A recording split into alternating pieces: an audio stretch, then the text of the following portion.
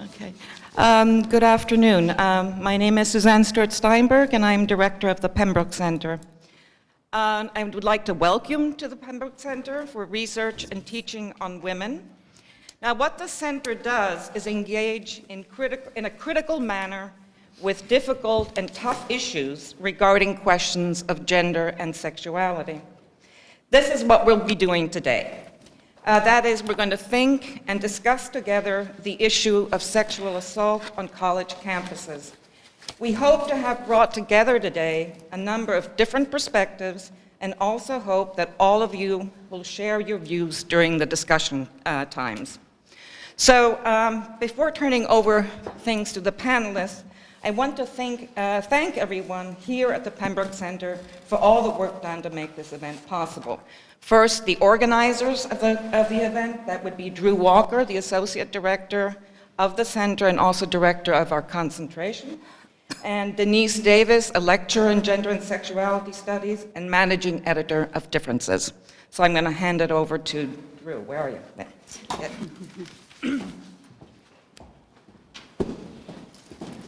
Okay, it's my pleasure to introduce the members of our panel today. Before I do that, I did want to say there are not too many students here at this time, but we are holding follow-up discussion groups for students on Friday from 2 to 3:30 here in the same location. We are asking people if they are interested to potentially sign up ahead of time, though registration is not required. So if you are interested and are a student, there's sign-up sheets in the back, and also you can visit the URL, which is on the program and is also on the screen as we speak, and put your name in there as well. So to introduce the speakers, Joe Fischel, who we're excited to have back to the Pembroke Center, who was a Pembroke Center postdoc here in 2011-2012, is currently Assistant Professor of Women's Gender and Sexuality Studies at Yale University. He finished his PhD in political science at the University of Chicago in 2011. Like I said, then came to the Pembroke Center and now to Yale. His research interests are in normative political theory, feminist and queer studies, public law, and the regulation of sex, gender, and sexuality. His first book, Sex and Harm in the Age of Consent, is forthcoming from the University of Minnesota Press very soon in 2016, so we're excited about that. And he's currently working on a second book project, Against Nature, Against Consent, a solicitation to sodomitical justice, which examines the life and afterlife of sodomy in law in Louisiana, which is my home state, so I'm interested in that project. He has published articles in several academic journals, including Our Own Differences, and on websites like the Huffington Post and the Feminist Wire. Pamela Foa is a senior fellow in gender studies here at the Pembroke Center. She began her career as an assistant professor of philosophy at the University of Pittsburgh, where she taught one of the first feminist philosophy courses in the country and helped to create a women's studies department. Her interest, though, turned to law, so she went to law school and then became a public defender for the city of Philadelphia in labor and civil rights disputes, and then for over 20 years prosecuting white-collar fraud and political corruption cases in the Philadelphia U.S. Attorney's Office. At Brown, she has taught courses about the law of privacy, philosophical feminism, and is currently teaching a course about how what we say and what we don't say contribute to failures of intimate relationships. Her article, What's Wrong with Rape, was first published in 1978 and continues to be anthologized. And a new piece, What's Wrong with Love, Sexual Exploitation in Measure for Measure, is forthcoming in a collection to be published by Oxford called Fatal Fictions, Crime and Investigation in Law and Literature.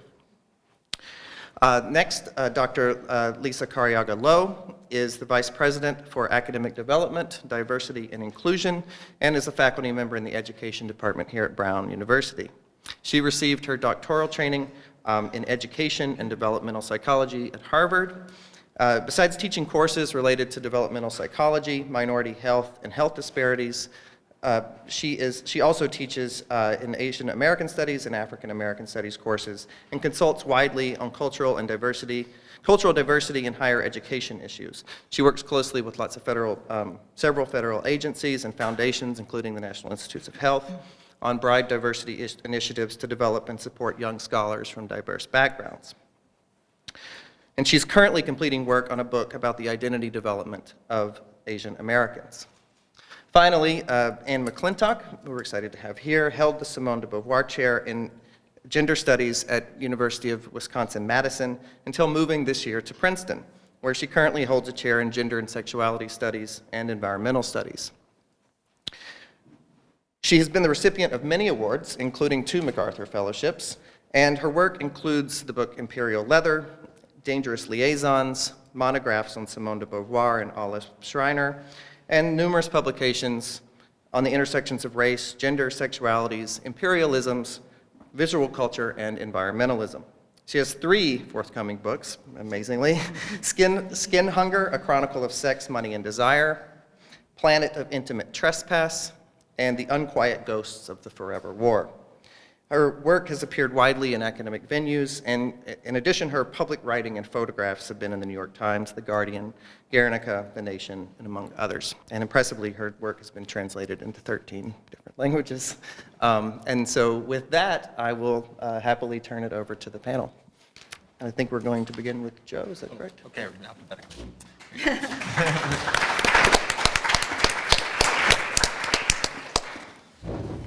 Okay. This is good? Yeah, you can hear me? Great. So, hi, good afternoon.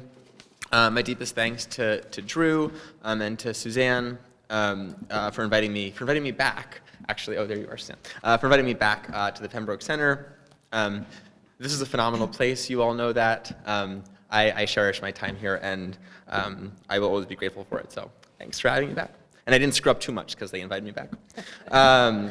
Thanks also and forever to Donna for her coordination feats and for her patience. I'm sort of high maintenance, which might be a surprise to none of you. And then a big thank you to my co-panelists and to our keynote speaker for their collaborations, and to all of you for being here today so we can learn together. So I want to just make sort of 2 caveats off the clock, we'll pretend. The first is that sort of despite the directive of the Roundtable, it seemed like it was also appropriate and prescient to talk about race and racial hostility, so I'm going to do that. And the second caveat is the talk is geared to undergraduates. It seems like it's your moment. I may have misread the audience, so I apologize if you've already heard this before. Okay. So in the 20-ish minutes that I've got, I want to make 3 points. The first is probably best described as a rehearsal. The second is something of a reminder, and the third is a provocation. So rehearsal, reminder, provocation. I tend to think in 3s, and I like blueprints, so that's the plan. The rehearsal, a severely abridged one, is of critical race theory, that body of scholarship that came to the fore in the late 80s and early 90s, whose advocates showed us the ways that the American legal system and American legal thought are raced to the bone. And I take one of the intellectual responsibilities of a theorist and of theory to be abstracting out from the urgency of the present. Right? Theory helps us affirm, or alternatively unsettle, allegiance to our own convictions. So I think critical race theory gives us important purchase on contemporary conflicts. The reminder is of Title IX's promise of sex equality, and so now I'm not sure if I should have gone first, but I'm going first. So the reminder is of IX's promise of sex equality, lost sometimes in the hasty critique of contemporary sexual violence politics, a critique too often fueled by what we could call the outlier anecdote, is the transformative potential of grounding opposition to sexual violence as a violation of sex equality. Right? Under a 9 register, sexual violence may not be about, or not only about, woundedness or trauma or crimes worse than death, or about pathological predators, but about promoting an environment of social and sexual flourishing. I think this signals a promising future for sexual justice politics, and I think both LGBT politics and queer activism could learn a lot from 9 campaigns, which I'm happy to discuss in the discussion period if you want to. I'm not going to discuss it anymore here. Okay, so the provocation is the more original component of my talk, and I think the provocation is provocative because it pushes back both implicitly and explicitly against this critical race theory rehearsal and 9 reminder. Okay, so the provocation is 2-pronged. First, and I'll make this prong with more certitude, I would like us to retire consent from sexual violence activism. As I argue in the book that Drew mentioned, coming out this spring, but it's already available for pre-order on Amazon, so you can go there, Sex and Harm in the Age of Consent. So as I argue there, I suggest we deprioritize, this is the sentence is the $5 one, so just bear with me. I suggest we deprioritize consent's juridical claim as a metric for permissible sex, and we demagnetize its cultural appeal as a slogan for good sex. Okay, that's prong one. Second prong, and with far less certitude, I wonder if our very fidelity to consent, and particularly to the notion of enthusiastic endorsement for which consent has somehow become a shorthand, helps explain what sometimes looks like unwarranted outrage to, say, a feminist theorist's essay on Title IX, or to an imbecilic email from a university administrator. I'm from Yale, remember. Okay. So in other words, if in our life world the absence of consent is the presence of injury, then might those offhand comments, incendiary op-eds, and difficult screenings in our seminars register as injury because no one consents to a hurt feeling or to a disturbance? If we think, hey, I didn't consent to this, right, isn't it all too easy to take that next step? If I didn't consent to this, this must be a violation, and a deep one. So if Laura Kipnis is it all right that students have weaponized their newfound vulnerability, and she might not be, could that vulnerability derive in part from our consent fetish? So I say if and might and could because this is a running speculation, not an argument, and I await your feedback.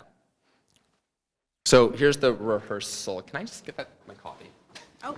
My mouth's getting, okay, great, thanks. Sorry. All right, the rehearsal. Critical race theory, developed alongside and sometimes against critical legal studies, feminist jurisprudence, and post-colonial studies. Materializing originally and largely with African American and Asian American legal scholars, CRT was and continues to be both a multi-pronged and trenchant critique of American law, civil, constitutional, criminal, but also an impassioned reclamation of American legal tenets. So I'm not going to catalog the reach of CRT across space and time, but I want to rehearse 4 of its signal contributions. I think they help offer ways to reorient or reposition ourselves to current conflict zones. I took the wrong copy of my talk. Doesn't matter. Okay. So first, CRT provides what for many of us is the now familiar critique of liberal legal neutrality, or sometimes called colorblindness, right? Treating everyone the same or not seeing race sounds fair until one recognizes that some of us are starting on third base while others of us are starting on home plate, right? So that's the colorblindness critique. Second is the ambivalent but ultimately steadfast allegiance to rights and rights talk. So here, critical race theory, Patricia Williams in particular, we're pushing back against left legal thought infused by Marx that rights and rights talk serve mainly to benefit the powerful, mystify material relations, of power, and substitute formal equality for substantive equality. And today, one could imagine an iteration of that critique over queer sociality and marriage, for example, right? The rights to same-sex marriage, or the rights to marry. So Williams and others say, sure, but that's where we live. We live under liberal legal law, and the rights it promises can and do, in fact, better people's lives and legitimate their grievances and can democratize social relations, even if rights are symbols, even if they're fictions. So relevant for us, I think, is that much of CRT positions itself against what Mariam Matsuda calls, quote, the long-standing and healthy American distrust of government power. Sometimes we want to, or maybe we have to, harness the power of a third party, in this instance, the state, to rectify extant inequalities. Lately, libertarians and leftists alike have been quick to chastise student activists for taking recourse to a third party, here, university administration, to address racial hostilities and sexual misconduct on campus. CRT reminds us that such pleas for intervention, at least some of them, should not be summarily dismissed as abdicating performances of self-victimization. Again, it's an unfair fight when the playing field isn't level, and it never has been. Third, critical race theory introduces storytelling to law. Whether biographical, autobiographical, mythical, or fantastical, stories are integral to much of its scholarship. Why? Well, dutifully cautious of unreconstructed evidence from experience, Storytelling offers an antidote to official discourse, right? What experiences are discounted when we treat all differences alike? What does the law do? Not in theory or as codified in statute, but in actual practice governing people's lives. Stories come to help identify problems as collective and deep, not just one person's particularly bad, isolated experience with racism, right? And this is most like and borrows from consciousness raising, popularized by second-wave feminism. And storytelling offers an antidote as well to dominant cultural narratives, say about black male criminality or angry black women or whatever. And the stories that CRT scholars tell and told are intended to change not only our opinion, but our orientation to a legal problem or to an institutional problem at hand. All right. Finally, and perhaps most challengingly and maybe most presciently, legal scholars made the case that, as one anthology puts it, words wound. Scholars like Richard Delgado, Mario Matsuda, and Charles Lawrence, the editors of that volume, Words That Wound, demonstrate that the many ways words, hate speech, can cause injury. They dehumanize their targets and can therefore legitimize violence, right? The words themselves can be tantamount to a punch or an assault. And then there's lots of sort of cataloging of the psychological effects of hate speech. And finally, influenced by McKinnon's stunning, if ultimately wrong, critique of pornography, words themselves may instantiate social subordination, right? Words make the unequal reality. That would be the argument.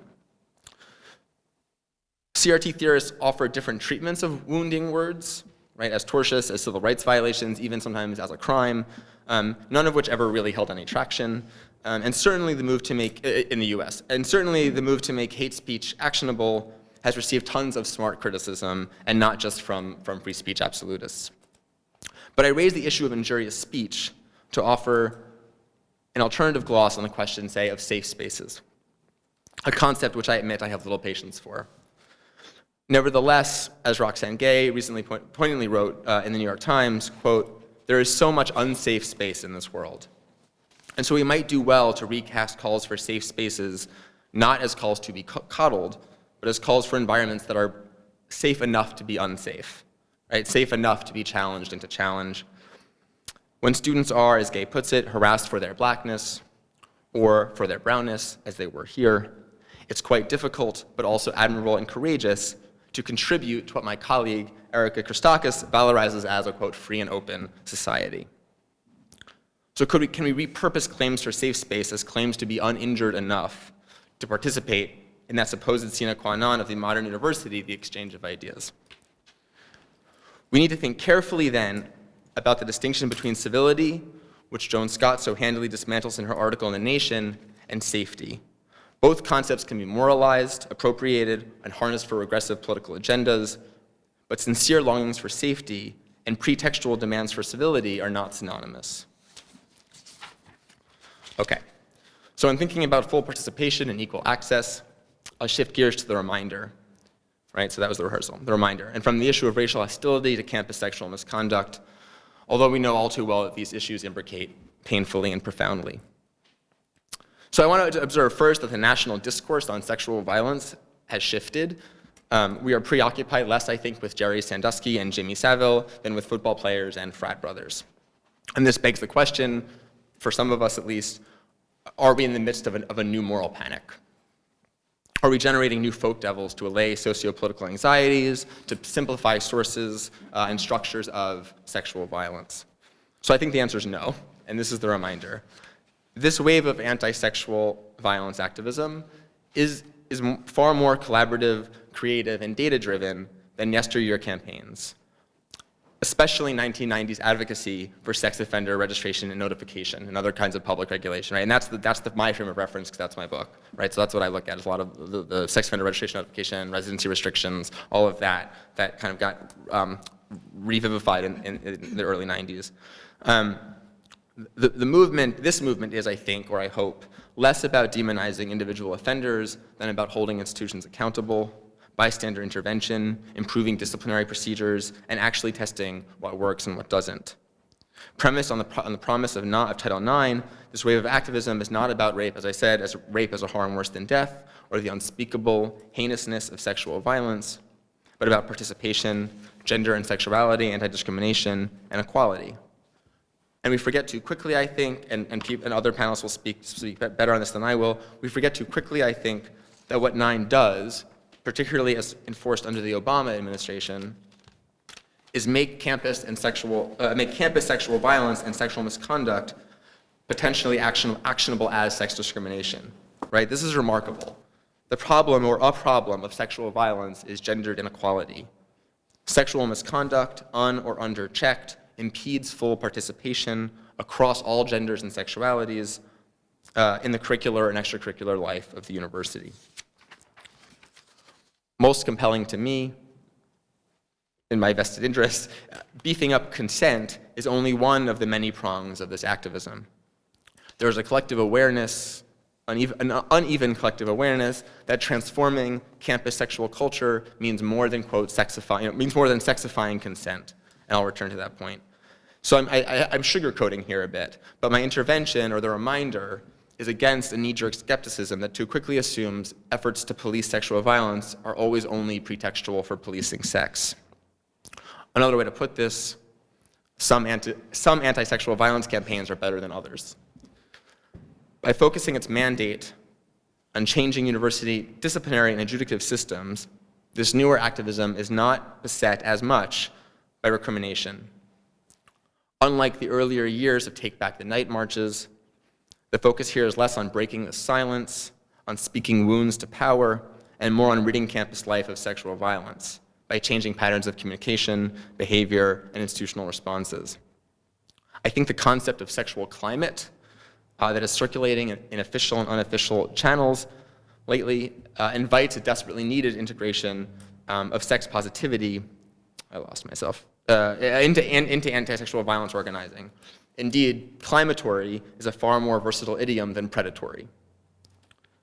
In the wake of the 2011 9 complaint filed against Yale, so we're backtracking to another Yale scandal, some students and administrators sought to shut down Yale's 2012 Sex Week. And Sex Week is this biennial series of lectures, performances, over-the-top celebrations of sex, intimacy, and sexualities of all stripes. And this all happened right before I got there.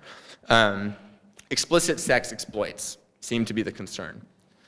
But as the organizers of Sex Week argued, as did keynote speaker Ann Oliverius, herself a plaintiff in a landmark sexual harassment case, public sexual culture is not the catalyst to sexual violence, but an antidote.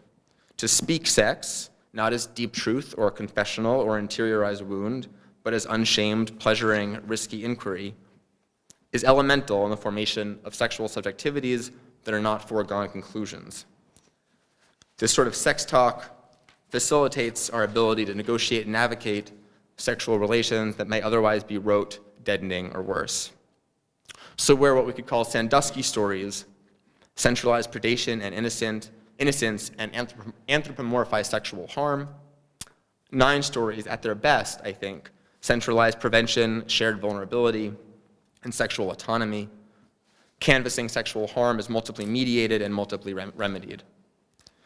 This sexual harm is eradicable not through, say, chemical castration, but through cultural transformation. This, I think, is the promise of sexual violence campaigns rooted in equality. Okay. I'm almost done. The provocation. I'll conclude finally with the briefest provocation, a sort of medium-strength counterpunch to my remarks so far. Okay, so I mentioned that I wrote a book, and it's structuring question. What if our national sexuality is no longer heterosexuality, but adult consensuality? It's a lot of syllables. What if our national sexuality is no longer heterosexuality, but adult consensuality? And if this is true, or unevenly so, why would it be a problem? Why, and what kind of problem would it be? So the critique of the book, building off the work of many, many others, is that consent is over-inclusive, too much, under-inclusive, too little, and moralized. Over-inclusive, too much. A lot of sex that takes place between legally non-consenting adult subjects, like some minors and some people with intellectual disabilities, may not be assaultive. Might even be great. It might be mediocre. It might be unpleasant, shitty. Nope, no, that stuff's not shitty. Wait. Unpleasant, okay, forget all that. Not momentous. Under-inclusive, too little. Some of the worst, most unwanted, most unpleasant, shitty, and even harmful sex is consensual. Moralized, consent churns out figures for its own normativity. The recidivistic sex offender, the innocent child, and the consenting adult, now prototyped into the homosexual. So I don't have time to substantiate any of this, so you're going to have to buy the book. But what matters right now, I think, is under-inclusion. As I said before, I don't think 9 activism orbits around consent, but there is still a tendency to fetishize consent, to hope that if we can just define consent affirmatively enough, campus sex will be good again. And that's misguided. And so I hope that as we move forward, our activism around sex and sexual misconduct is less about that token of speech at the very moment of the encounter, and instead about more broadly transforming our relations and institutional practices to better promote social and sexual flourishing. So I'll end with the jab at consent. I had enumerated it before. Catherine Bond Stockton has recently written in a totally wild, delectable essay on reading, kissing, and what she terms lesbian barebacking, that when we read, like the act of reading, quote, we are consenting to what we can't control, to a kind of transport we cannot predict. Like one being barebacked, we consent to surface, unprotected from the surface that starts at our surface, never knowing how a surface coming in us will breed or die or decay. Her point, made with some flair, is that when we consent, we necessarily consent to a surface. We cannot consent to a depth, right? Because what makes depth deep is that we're not sure what we're going to find there. Surfaces are, or at least they appear, superficial. We know what we're getting, or we think we know what we're getting. So while Stockton's point is that when we consent, we must always also consent to an unknown, I wonder if that unknown sometimes looks like a betrayal, like something we didn't consent to. I fear an upshot of such centralizing consent is the redoubling of injury when things don't go our way. Witness efforts at Wesleyan, my alma mater, to defund the student newspaper after it published an op-ed critical of Black Lives Matter, or indeed the Title IX complaint filed against Kipnis herself. So while I want to take seriously that words may wound, I also want to suggest that racism, sexism, and homophobia might not be the only explanatory variables for that hurt feeling, right, or for that wound. In the house of consent, in which I think we all dwell, does offense register too hastily as violation? Does insult translate too seamlessly into injury? Thank you.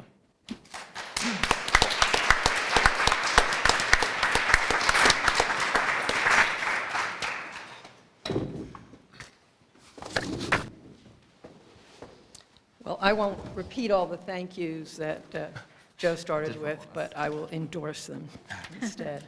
And thank you all for being here. We have been asked to consider speech, including consent and sexual assault on the college campus, as well as, among other things, the related topic of trigger warnings in classes that we anticipate may make some of our students uncomfortable because of their sexual content, or for that matter, for any other reason. Just in case there's anyone here who thinks that speech and sexual assault on the campus is essentially an academic issue, I thought I would begin by showing you some photographs that I took last spring in Washington Square Park, which is one of the borders of NYU, at the end of the spring semester. They were in chalk and circled the entire square. This is just a few of them. She never asked for it. No does not mean convince me. There's no excuse for abuse. Love is the answer. Stop rape, educate. Blame rapists, not survivors. And of course, no means no. I've added 2 more photographs that I took at the same time. A sweet boy letting his nurturing side show in public as he pushes a toy baby carriage through the park, and a set of kids out for a stroll on a pretty day. These latter 2 photos brought to mind an indelible event of some 40 years ago. I was at the home of some friends at lunchtime. The husband is a philosopher, and his then not quite 3-year-old daughter did not want to eat something on her plate. She announced this by saying, no, she was not going to eat it. As only a philosopher father could think to tease, He told her that when people over 3 say no, they mean no. But when people under 3 say no, they mean yes. His daughter climbed onto her high chair so that she could be eye to eye with her father and said, "When I say no, I mean no." How, I wonder, is it that what is so clear to a child, to a baby really, that no means no, gets so confused and lost to those same people by the time that they are beginning the exploration of their sexual lives, whether they are in high school, entering college, or in the university? There's no question that the certainty, clarity of expression, and understanding of a 2- and 3-year-old is just lost by the time those same children arrive on the college campus. Perhaps not for all, but for many. How is it that date rape is the problem that it has become on our campus and college campuses across the nation? Well, one explanation, at least, is that as our students enter the world of sexual experiences, some people find it difficult to say no to their partners in situations which make those partners uncomfortable. Their inability to deal with this discomfort stills their voices and makes them vulnerable. Heterosexual men have permission from childhood, I believe, to explore their sexual nature. The rest of us have not. On the contrary, we have, for the most part, been encouraged to defer for as long as possible that exploration, sometimes even to deny that we have a sexual nature that is entitled to exploration. So what I am calling the rest of us often come to colleges and to our sexual lives with less experience and less confidence than some men.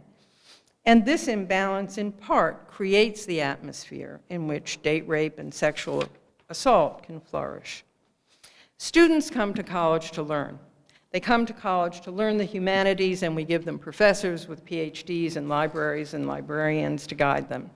They come to college to learn math, the sciences, and the social sciences, and we give them professors with PhDs, libraries, laboratories, internships, and all the resources that we can think of to fund them and guide them.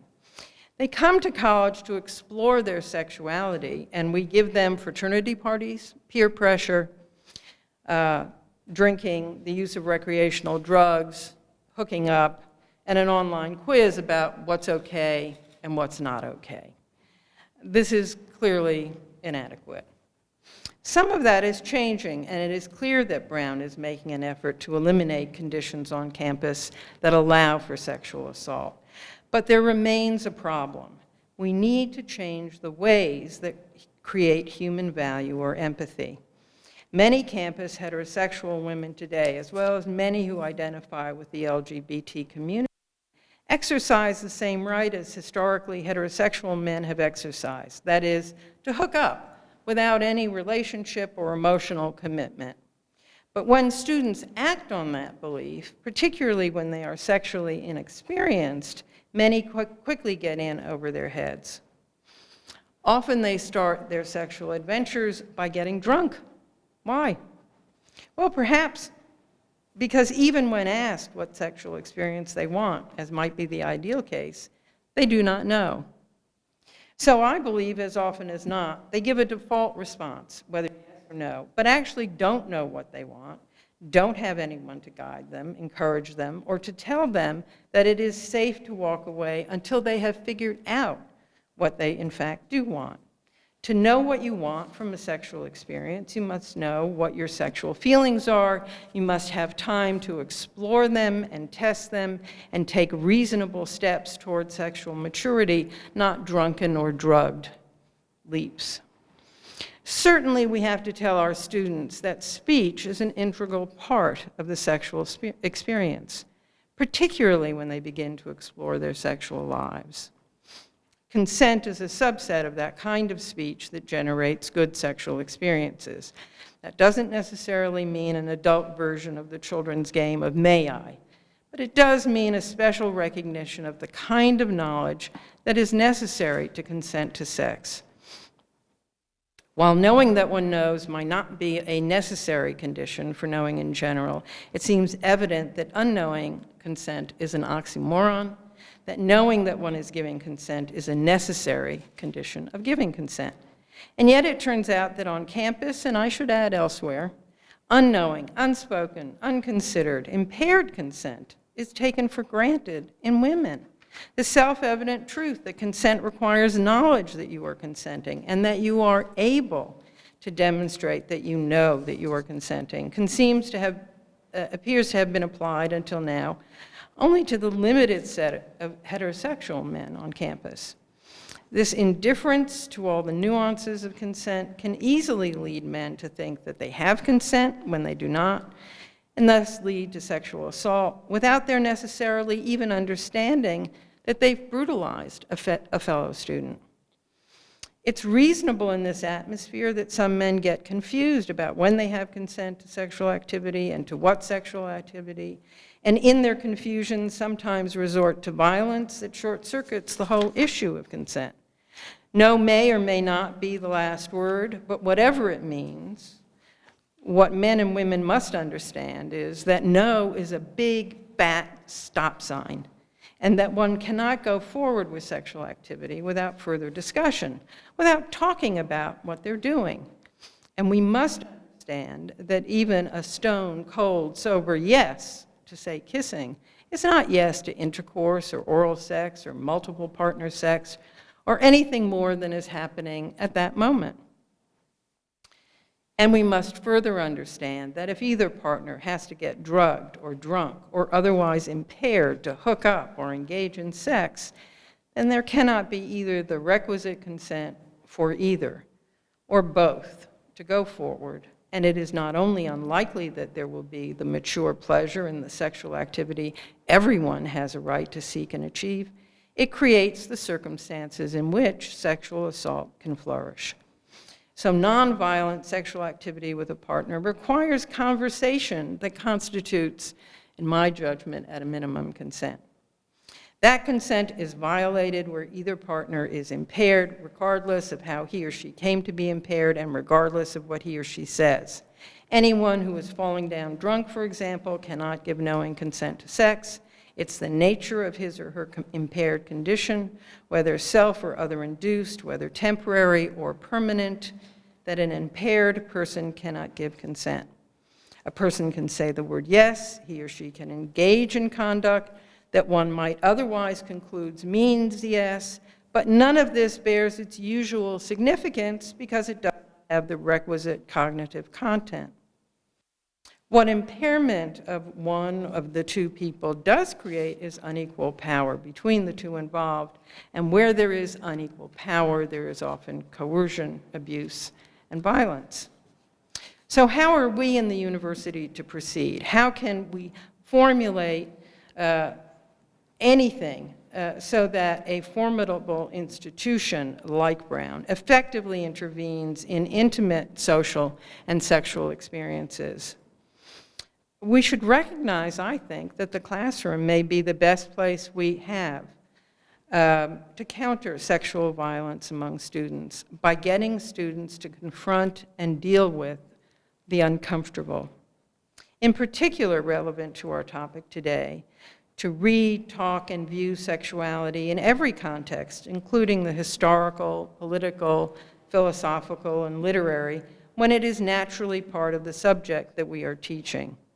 When students understand the value of talking about topics that may be uncomfortable, it may help diminish the brutalizing that can occur in the absence of discussion in class and conversation outside the classroom.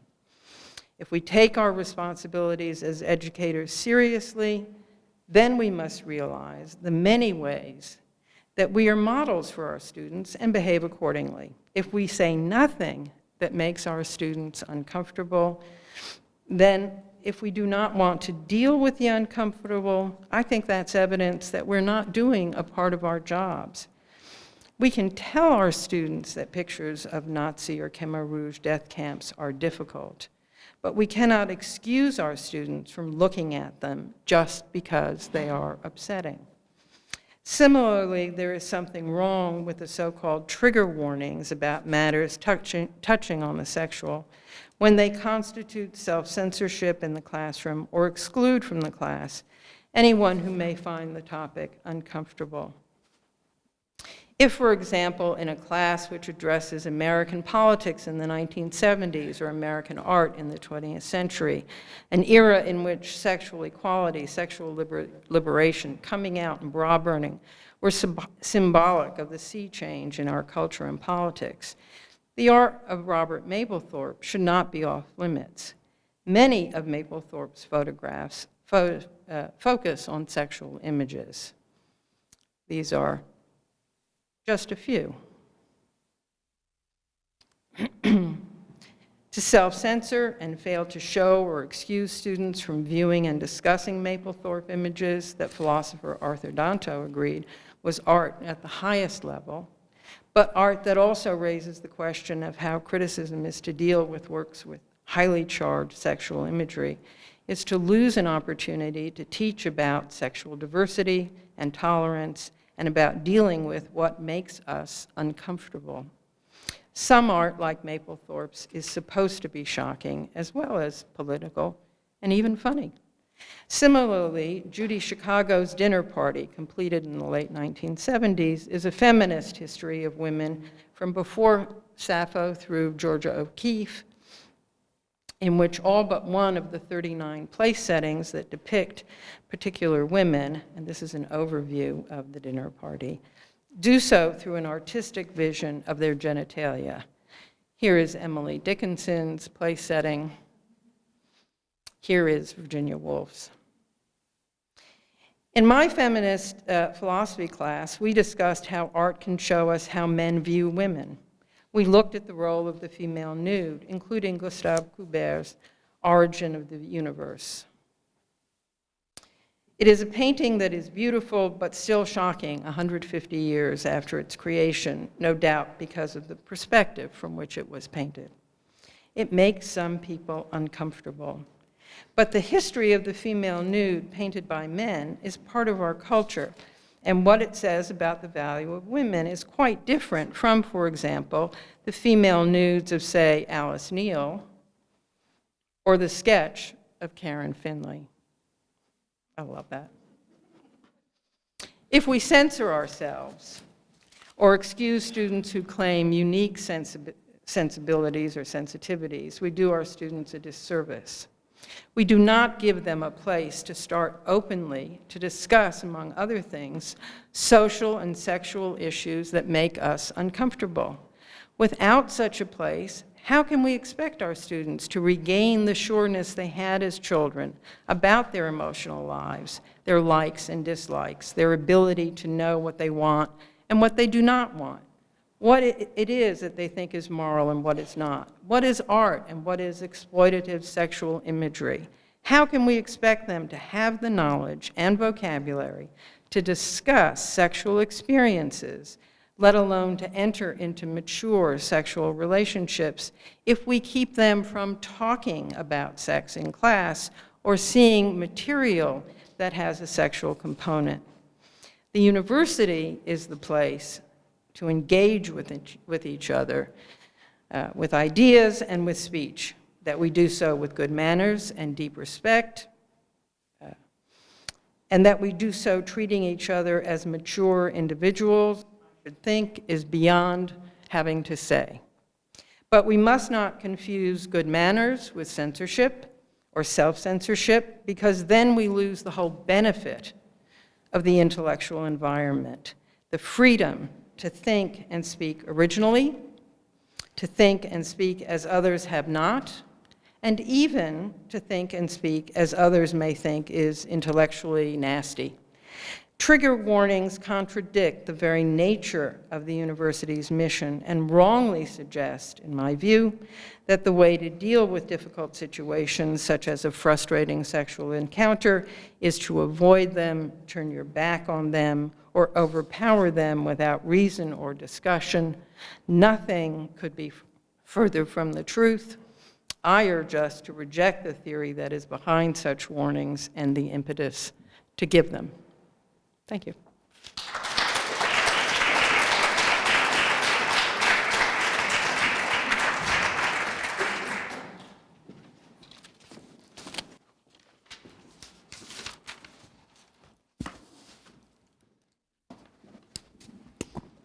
Good afternoon. So mine is the more pragmatic talk. This scholarship is new to me, and I'm compelled to say, and probably as full disclosure, that I continue to learn every day about how we think about consent, how we think about how we invite speech around our sexuality and our sexual identity within classrooms, but also as a university. And so I guess I would, if I had to say anything at all about what the title of my sort of contribution to this panel might be, I think this is really about a set of reflections around the kind of institutional and individual responsibility that we have to ensure that we create the environments that allow us to be in conversation about consent, to be in conversation about what sexual positivism means, to be in conversation about who we are as individuals who can freely engage in often uncomfortable conversations about what relationships mean to us and how we have been harmed in these relationships.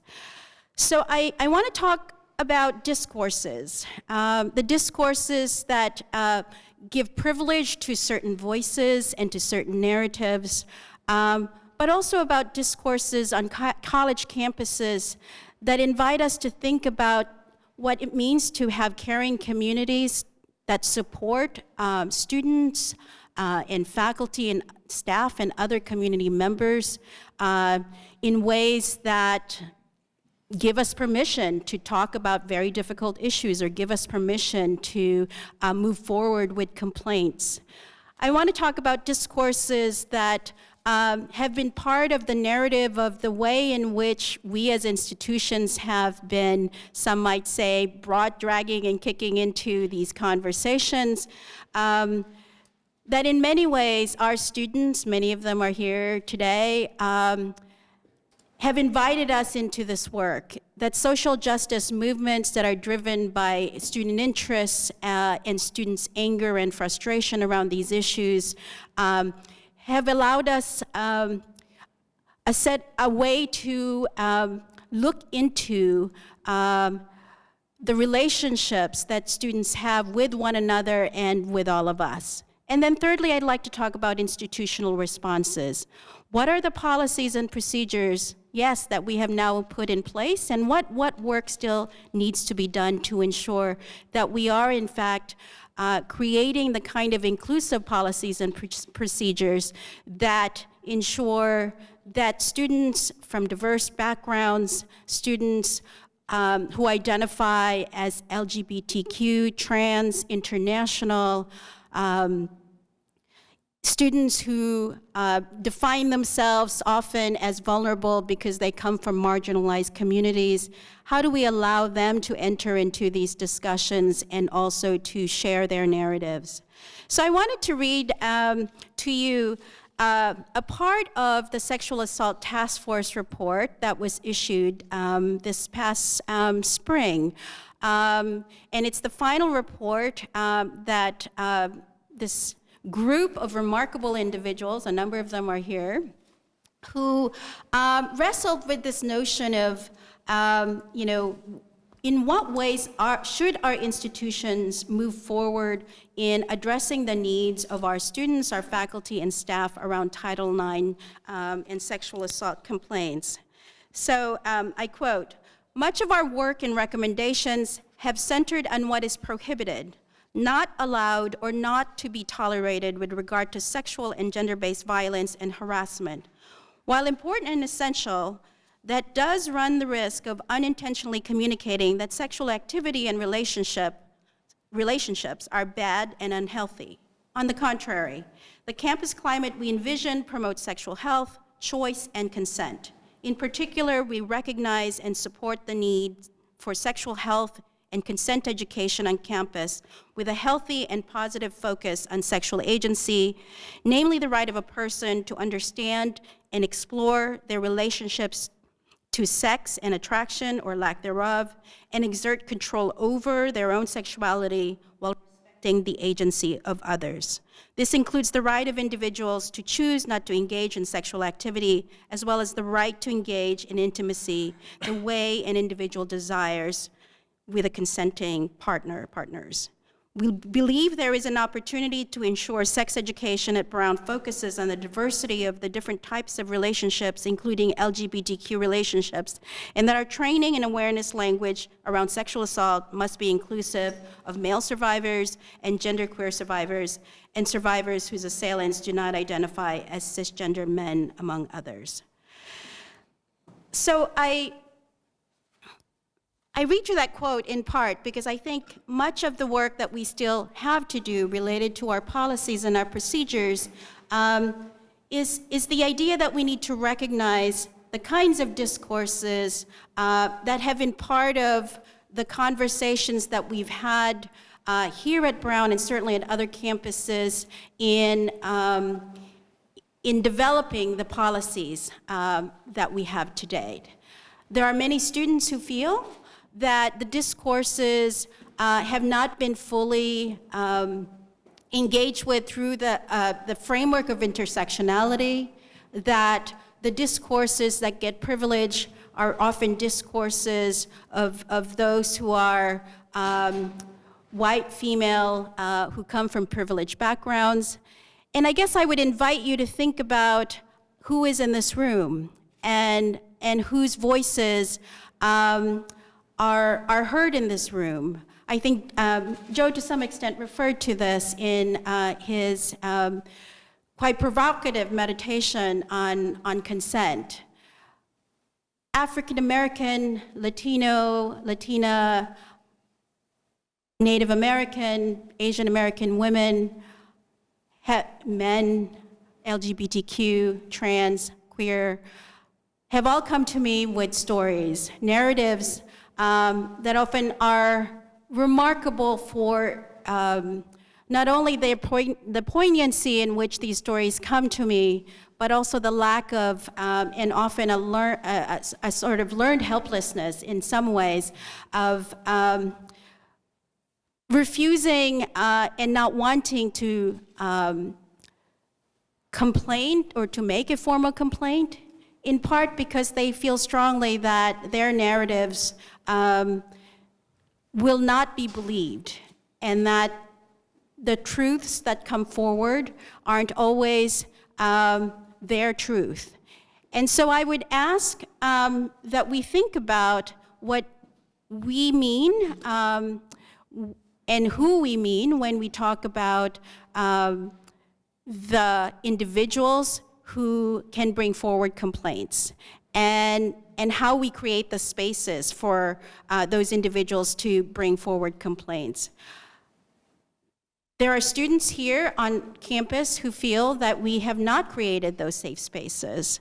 And while we may contest the idea of safe spaces, I do think that we need to understand that what students are asking of us is to, as an institution, to think about how we invite students into this space of a caring community, of a caring institution who recognizes that they too have a right to be in these spaces, an institution who recognizes that students from diverse backgrounds have and need opportunities to be able to talk about their own unique set of experiences. And often, I think, in the debate around Title IX and the debate around sexual assault policies on campuses, we have minimized these diverse perspectives. And we have not shared those stories of marginalized communities. And so, what is our role as an institution in offering up these safe spaces?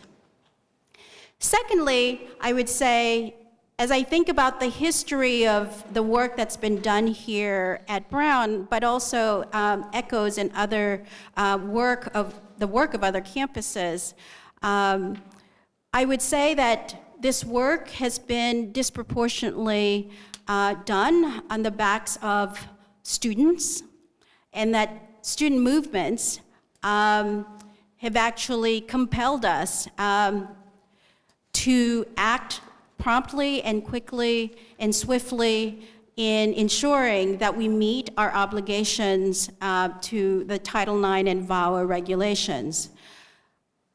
The importance of law, the importance of regulations, certainly the 2014 VAWA Reauthorization Act compelled institutions to reimagine the policies and procedures that we have to adjudicate Title IX complaints. But I think more importantly, student movements have compelled us to think about how we can fundamentally shift the culture around sexual violence and how we address sexual violence on campus. Thirdly, I would say Brown is no different from other institutions in that we as institutions are often slow to move. We have policies, we have procedures, we have governance structures that are often constraining and thus limiting in our ability to be able to act swiftly on complaints, but also in ways that can allow us to move forward more quickly around these issues. And so I just want to share with you a bit of I guess, narrative around the way in which one student experienced this institution's response to their complaint.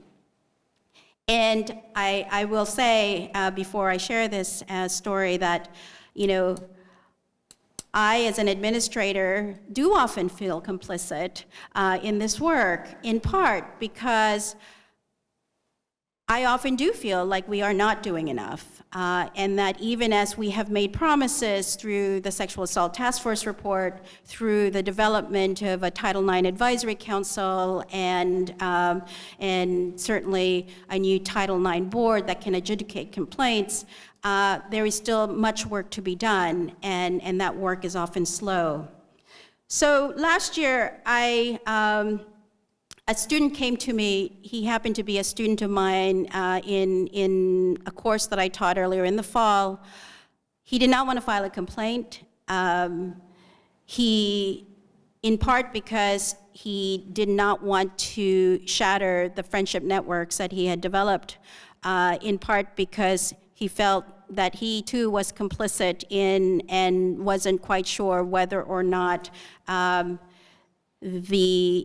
the way in which the relationship unfolded for him was truly consensual, the issue of consent. And yet he felt profoundly harmed, and more importantly, could not academically move forward, in part because he was so emotionally distraught by this incident. So he came to me with the hope that I could help address the complaint without having a formal complaint.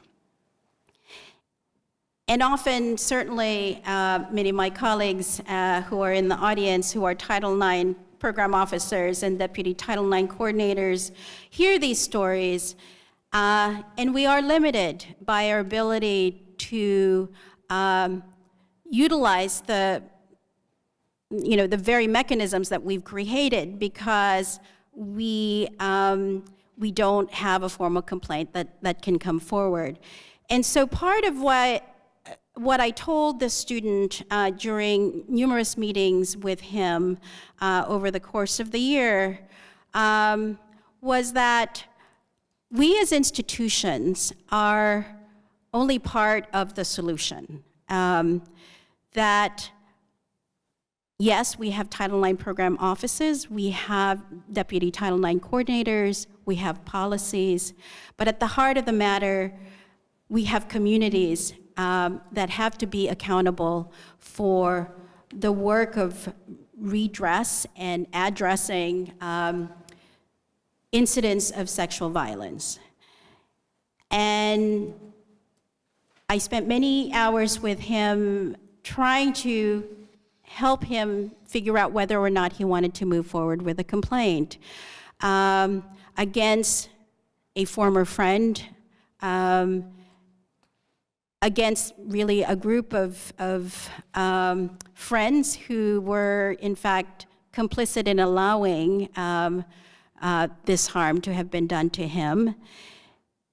And I think at the end of the day, felt that even as we have put forward these mechanisms, even as we have put forward these policies, we do not have a way of monitoring or policing or even compelling other students, other friends, other members of our community to appreciate that harm has been done. And so I guess I would ask of all of us, what is it that we must do as a community to think about the work of culture change, of appreciating that even as we've heard many narratives which have compelled us to do this work in meaningful ways and which have compelled us to add to resources within the university to address these complaints,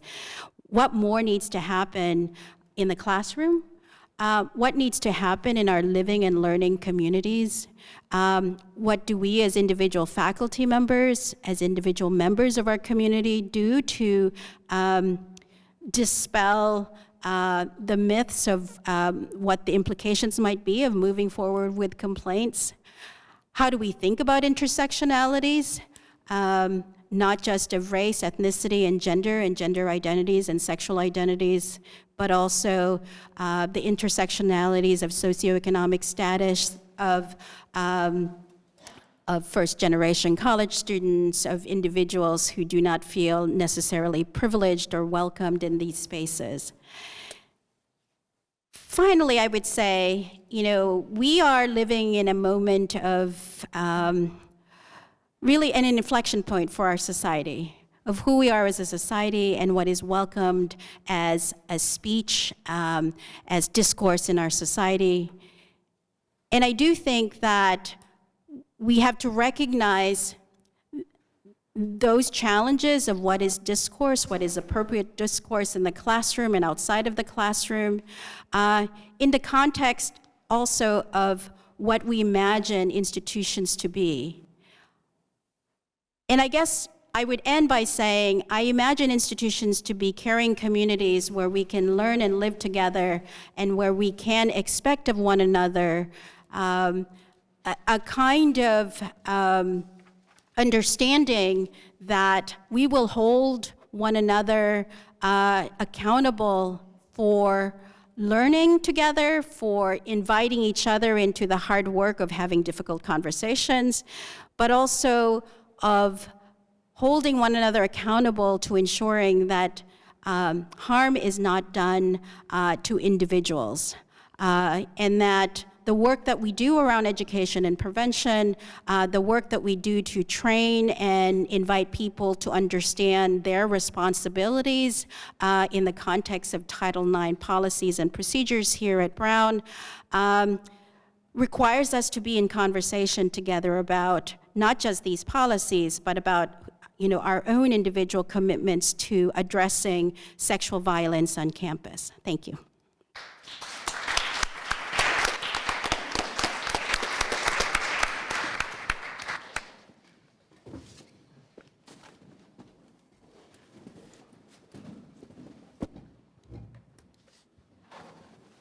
Good afternoon, everybody. Hi. It's a great privilege to be here with you today, and I'm very grateful to the Pembroke Center for hosting the event and for inviting me to be part of the conversation. But the same caveat that Joe gave, I really thought I was going to be addressing students. The last time I talked on the subject, there were 400 students, so forgive me. I would have otherwise given a much more perhaps intellectually conceptual talk. But I also want to say that I'm privileged to be here in another sense. I'm here in part because a student of mine, Natalie Weil, and I worked together for a grueling year and won the first expulsion for rape ever. at UW-Madison, the first expulsion for rape ever, and it took us a year, tireless year to do so. UW expels students for plagiarism, but they don't expel for rape. In fact, they have a stated policy, it's what they call their philosophy, of not expelling students for rape. Even students that have gone through their disciplinary hearing system and that they, the UW, have sanctioned and held responsible, regarded as responsible for rape. And because the UW-Madison sexual misconduct process that we went through was so mishandled, so systematically and deliberately obstructed by cover-ups, stallings, misinformation, and a host of violations, Natalie and I filed a Title IX complaint with the US government. And a month ago, which is 3 years since she was raped, our Title IX complaint was accepted, and UW-Madison is now currently under investigation under our names. And I'm deeply privileged to have worked with Natalie, one of the most extraordinary people I have ever met, and she should be talking with me today. But I'm privileged in another way. I'm a survivor of campus rape myself, and I say that without a jot of shame. The shame lies with the rapist, of course. The shame lies with a culture that condones and exonerates rape. And the shame lies with administrative universities that protect their reputations and their bottom lines rather than their students. But I'm white. I have tenure. I teach at Princeton now, one of the most privileged universities in the US. I speak English. I have now a US citizenship. And I have the privilege of speaking out. But I didn't always. I actually lost tenure at Columbia. I was told I had the best case that they'd had in many years, but I actually lost tenure for speaking out as a feminist. And I was told with a kind pat on my shoulder. Somebody said to me, I have to tell you why you lost tenure. You're a cute piece of skirt, but you're a feminist talking and writing about sexuality, and that frightens them. They're my friends, but I thought you ought to know. So I lost tenure, even though I've been voted through twice through the department. And I don't normally talk about that, but I want to say that because I know that freedom of speech isn't a right. It's a privilege that isn't given equally to all. And I know that not all survivors and victims, and I use both terms to indicate both situations and the places in between, not all survivors have the privilege that I now have of speaking out for a host of reasons, and I entirely agree with everything that you guys have been saying. Race, disability, class, ethnic background, religious backgrounds, fear, trauma, and fear of retaliation, very serious fear of retaliation. And I know that there are people in this room who've been assaulted and are now traumatized. But I also feel privileged in another more positive sense. I think we're living in this country where something quite extraordinary is happening. We're witnessing an historic moment where two apparently different, but I think intimately connected social movements are unfolding. The Black Lives Matter, the Native Lives Matter movements, and the campus anti-sexual and violence movements, which are of course connected to an unprecedented and historic global groundswell of movements around the world combating sexual and gender violence. Now, the Black Lives Matter and the anti-rape movements are connected, I think, in at least two ways, in that they are challenging social systems that give the privilege of power and safety to some, while other endangered bodies live under daily threat. But I think both movements are also challenging. It's come to strike me that both are challenging in different ways what is called now institutional betrayal. In other words, there are certain institutions that are tasked with protecting you. They betray you, and that becomes a secondary and very often a more profound source of trauma. So betrayal by the police, who are tasked with protecting all citizens, and betrayal by our university administrations, who are tasked with protecting our students. Both are failing us. Ta-Nehisi Coates says this of the institutional betrayal by the police, and I'm quoting him. And you know that the police departments of your country have been endowed with the authority to destroy your body. The destroyers will rarely be held accountable, and destruction is merely the superlative form of a dominion whose prerogatives include friskings, detainings, beatings, and humiliations. All this is common to black people. All this is old to black people. No one is held responsible, unquote. And if feminism and race studies has taught us anything, is that we cannot hold race and gender and sexual violence apart. death threats against protesting black students at Mizzou, death threats against rape victims and survivors who speak out are connected. We're witnessing, I think, two interconnected refusals to accept that violence against black bodies, queer bodies, gendered bodies, indigenous bodies, we're refusing to accept that these are random, isolated, disconnected mistakes, aberrations. Rather, such violence is systematic and lands systematically with great force on certain endangered bodies in order to protect the power of other systematically privileged bodies. As Roxane Gay and Joe quoted her, who wrote an eloquent piece in the Sunday Review about rape and safe spaces, she said, and I'm quoting her, "There is no equality when it comes to safety. Those who mock the idea of safe spaces are most likely the same people who are able to take their safety for granted," unquote, and I totally agree with her. And in fact, this is not what I want to talk about, but I'd love to talk about it at question time if there's time. I do support safe spaces, and I try to make my class a safe space to discuss some of the most challenging issues. We talk about pornography, sex work,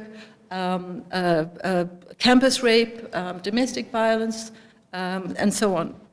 But I want to make my students safe in order to explore these entirely challenging issues. And I do use trigger warnings, and I do entirely agree with everything you said. So I think we need to talk about what we mean by trigger warnings, and maybe I'll have time to do so.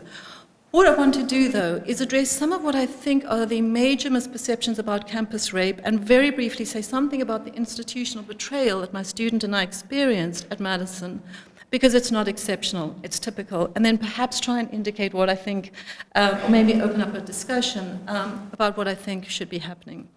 Now, you all know by now that numerous studies have established that 20% of female students will experience rape or attempted rape or sexual assault during their college years. And that's an astounding statistic. Imagine if 20% of our faculty were being attacked. Imagine the national uproar, the media floodlights, the police on campus, the investigations. Imagine if 20% of our faculty cars were being, or their bicycles were being attacked.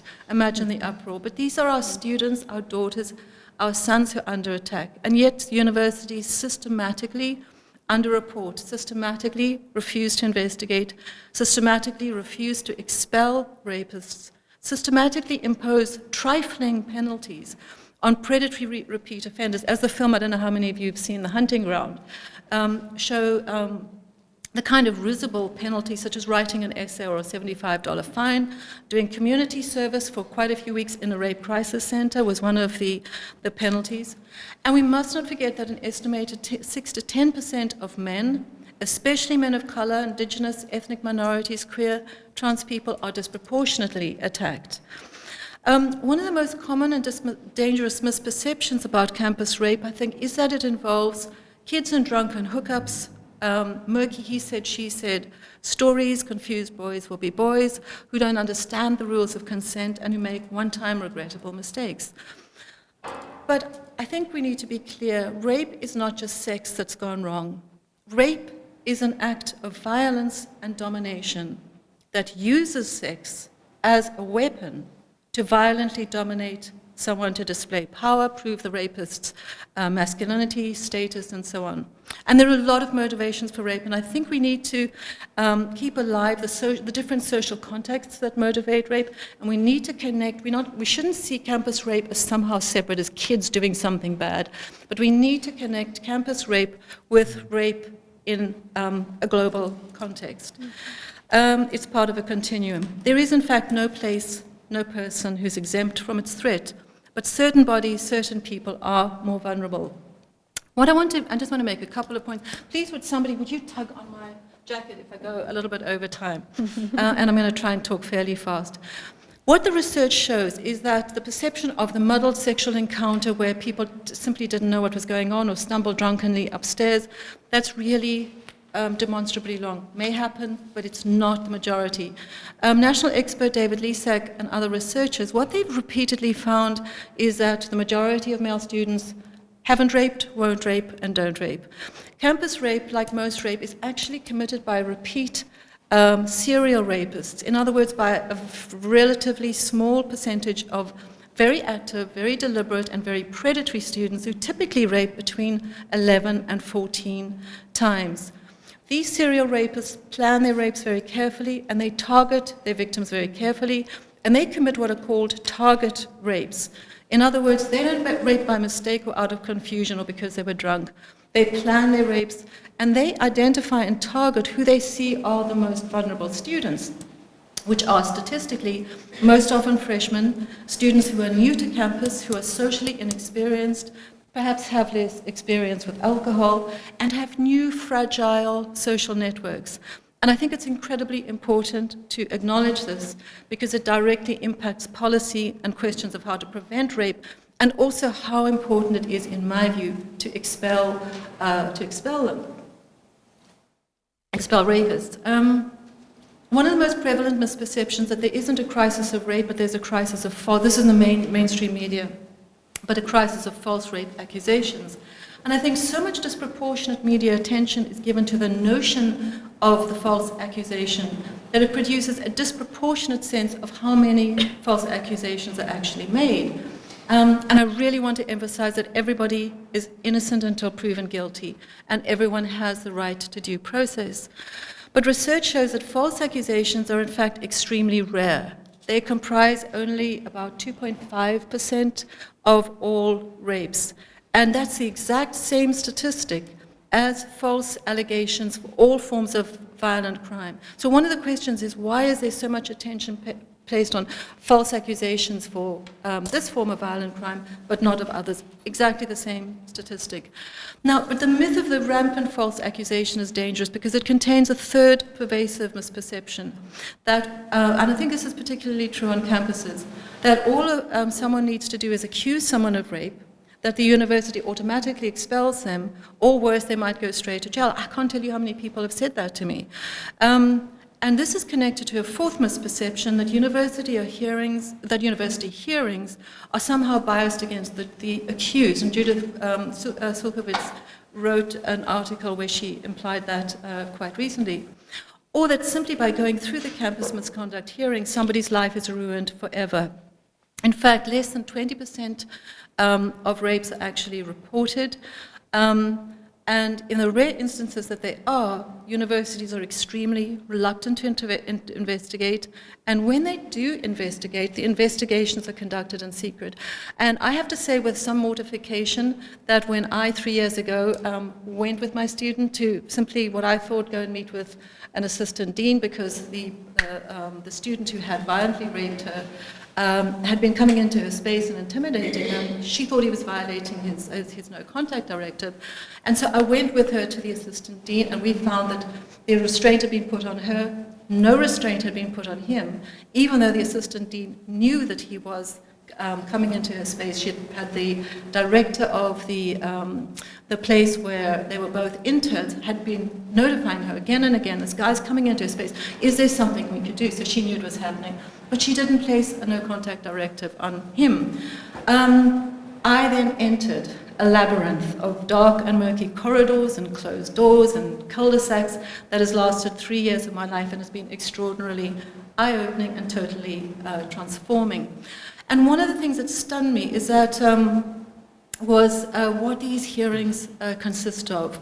Certainly at Madison, I don't know about other places, but it certainly seems to be fairly typical. They're held in secret. The records are private, and they're protected by FERPA law. So after a hearing, if a rapist is sanctioned, and a university can't convict somebody, it's not a judicial system, but if the university holds somebody responsible and sanctions them, the rapist's name is not made public. And if they are found responsible for rape, that does not appear on their transcript. So this student who raped my student, he was expelled from Madison, but at the very last minute they did a turnaround and they violated their own policy, which was to expel throughout the system of Wisconsin. We were told over and over again, we can't expel him because then he's going to be expelled from the whole of the system. And then when they finally settled, which they did without telling us, he was expelled only from Madison, but then against their own misconduct legal process, they allowed him to, and he's now back at Madison. So if a rapist is suspended at one school, they can transfer to a new school, and the new school will have no idea that they're admitting somebody who is a rapist. And in fact, if a school finds out that somebody's been expelled and wants to know what they were expelled for, the student has to sign a waiver allowing the university to know that they've been expelled for rape.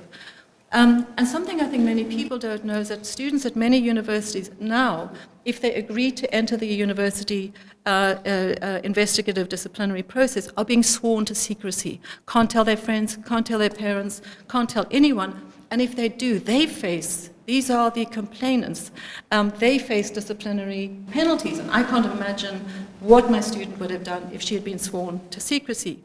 By contrast, so in other words, this is not a case of somebody just going straight to jail or exposed forever and their lives ruined forever. By contrast, the survivor gets a life sentence of trying to recover from a catastrophic and life-changing attack that, as we know, has serious long-term effects.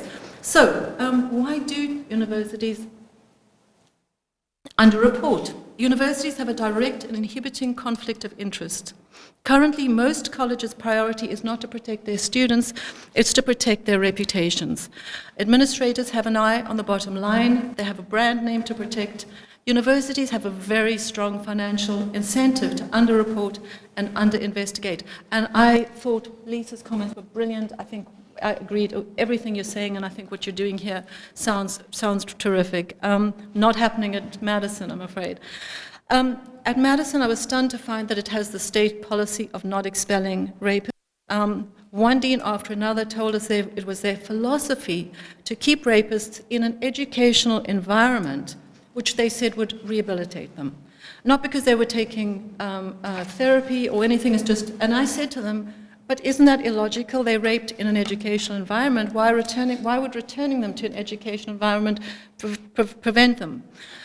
As one of the deans said to me, we do it so that they can learn from their mistakes, grow up and move on, but they're not children, these are men. This philosophy is contradicted by all the research in 4 ways. It creates a culture of impunity for rapists who continue to rape on campus without accountability. It travesties how serious a lifelong trauma rape is, and it trivializes the catastrophic long-term harm that rape inflicts on survivors. And my student felt this so much that the university was trivializing what she went through, and they were constantly saying to her, think of his education. You're making us deprive him of his education. They constantly tried to manipulate her into sympathizing with her rapist. They said, he's such a nice guy, he's just confused, even though he had sent incriminating text messages and did actually settle. But not identifying and expelling predatory students endangers not only the rapist victim, it also endangers future students who aren't aware that there's a rapist among them. And when a student is held responsible, it doesn't show up on their transcript. So what that's like, really, is if you just suspend somebody for a semester and they come back again, it's really a form of institutional betrayal, akin to the Catholic Church moving the pedophiles around. And I want, if I have time, how am I doing for time? Have I run out of time? All right, I tell you what I'm going to do. I'm going to say one of the things I would love us to talk about is then why have university hearings in the first place? Why not go to the courts? I want to just say one thing. What I think is that that's a false option. I think we need to have university hearings in order to protect students. If you only go through the court system, that can be 3 years, incredibly grueling. And I think our universities have a responsibility to create a safe space. There should be the first sanction, though, should be expulsion. What I do think we should do, and I would love to hear from the rest of you, is I think we need an intermediary space between the university hearing and the judicial system. They're both broken, they're both failing us. And universities could reach out to independent investigative teams who've got trained lawyers, trained mental health experts, who are used to dealing with students and people who have post-traumatic stress, people who can guide somebody through the system or the medical system, but which is not attached to the university, so that you don't have this this conflict of interest. Just to sum up then, I think colleges need to have zero tolerance for rape. Expulsion needs to be the first sanction, not the last. I think rape should be on offenders' transcripts so other universities can be informed. Students need to have, schools need to have annual regular surveys to get rates. We need to radically improve reporting and investigating, and we need to create environments, as Liza was talking about, where people feel safe to report. And I think one of the things students at Madison are calling for is a mandatory course. We need to take it to the classroom and have mandatory courses where we discuss these issues and open things up to the dormitories, to the fraternities. Bystander intervention programs, find colleges, and more faculty intervention. I've been stunned by how few faculty are, in fact, involved. But then finally, I think we need to begin. If we start at the college, it's already too late. We really need to begin with our families. We need to have fathers telling their sons it is not cool to rape, it is not a cool ritual to go through, enter masculinity through rape. We need to go through the high schools and change the culture of attitude to rape in the social media in general, and thereby hopefully try and create a more positive environment for all. I'm sorry if I ran over time.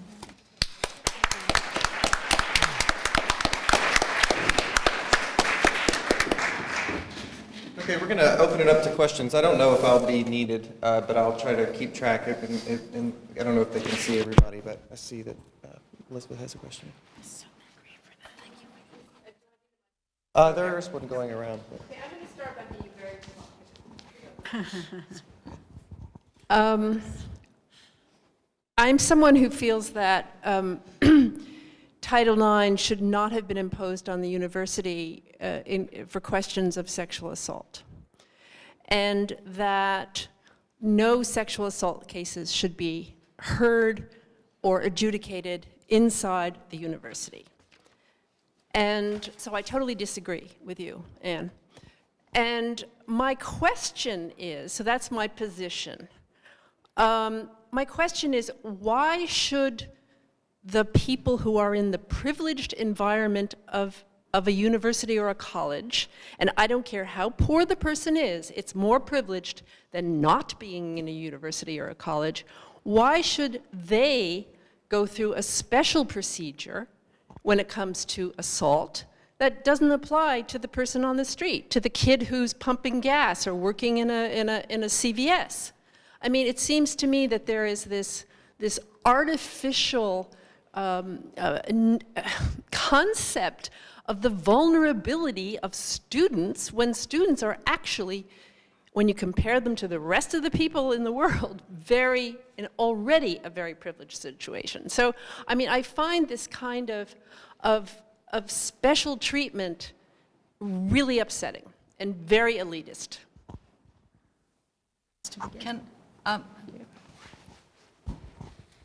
Can I take that up, because you said that you disagree with me?